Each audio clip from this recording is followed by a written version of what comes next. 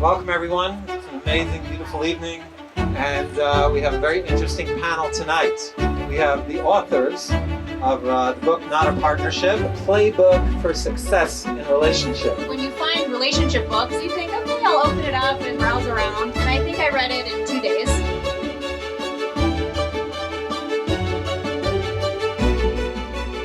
Okay, one of the highlights in your book was actually about dishes, for me. Particularly because what you wrote was that you believe that dishes are a team sport. And I just really love that sentence. I'm looking over there. Okay, so, so my question for you is, what is your advice? I'm speaking like strategic advice on how I will get my future husband one day to do the dishes.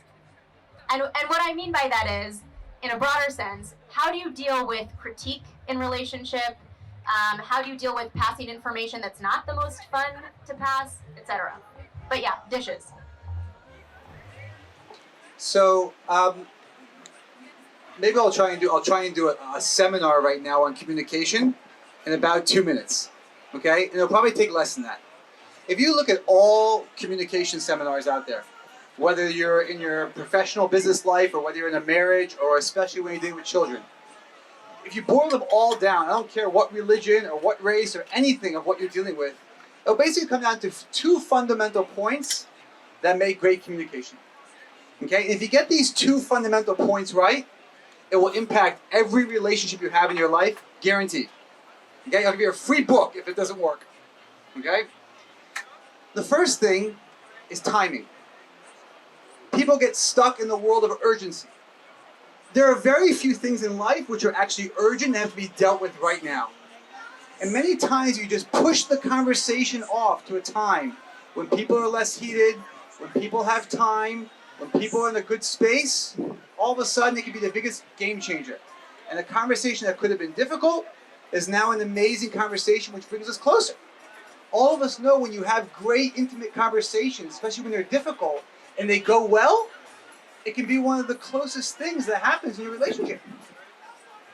Number two is how you say it. Do you say it as attacking? Do you say it as you must do this with a certain, it's fascinating. In the world of communication, the basic statistic out there is about 7 or 8% of all of your communication are the words you say. Everything else, the body language, the tone of voice, the lack of eye contact. So people think, well, I said the right thing, but the reality is, the tone of voice, all these things are gone. So the question is how you say it. When you say things in a loving way, in a team-oriented way, in a way which is not judgmental, if you can apply those two things into your world of communication in any area of your life, it will be the biggest game changer. And if you go to any communication seminar, I just saved you thousands of dollars. Okay, because they all come down, and I studied a lot of them, to these 2 points. Now, something else, which unfortunately doesn't happen, is called the world of appreciation. And unfortunately what happens is we think that there are norms. My husband should do the dishes. My boyfriend should do X. My spouse should do this. And therefore what happens is, when you go way beyond the call of duty, there's gratitude. When you drop 1 ounce below that, watch out.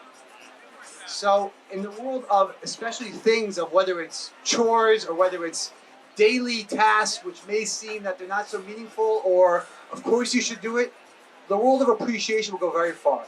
So to summarize, difficult conversations, things that need to be spoken about, apply those two ideas of timing and how you say it, sprinkle that in the world of appreciation, and you have a golden ticket.